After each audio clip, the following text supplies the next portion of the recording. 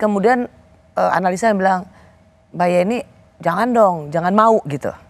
Karena kemudian seperti cuci piring atau memoles bagi mereka yang tidak rela bahwa ngapain Mbak Yeni bergabung misalnya dengan kelompok mereka. Ini kan sekali lagi ada tentang kelompok kami dan kelompok mereka. Bagaimana dengan keberatan bahwa Mbak Yeni jangan mau ditarik-tarik ke situ? Saya justru bersyukurnya bahwa saya dianggap sebagai titik temu, Mbak Rosi.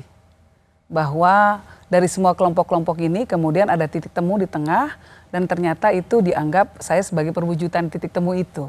Artinya ke depan kita berharap bahwa tidak ada politik identitas yang mengemuka, bahwa tidak ada dikotomi di masyarakat, tidak ada cebong dan kampret lagi. Itu sudah tidak ada lagi. Menurut saya ini fenomena yang harus justru kita rangkul, yang harus kita minta agar semua kandidat menghormati fenomena. Kita butuh semua pihak untuk menyatukan kekuatan, untuk kompak bersama-sama, terus memastikan bahwa pembangunan akan berkelanjutan, Mbak Rosi. Nah, karena Mbak Yeni mengatakan ini, saya nggak mau, kita harus ngajak semua ini, ayo bareng-bareng yuk. Oke, karena Mbak Yeni tadi mengatakan soal melanjutkan pembangunan, disinilah pada poin inilah juga banyak yang mengatakan dari sisi pendukung koalisi perubahan, seorang Yeni Wahid itu nggak pas di koalisi perubahan karena Mbak Yeni ini tidak mau melakukan perubahan. Tidak merepresentasikan perubahan. Mbak Yeni ini status quo, gitu nggak cocok. Ukuran status quo adalah? Karena bagian dari rezim ini.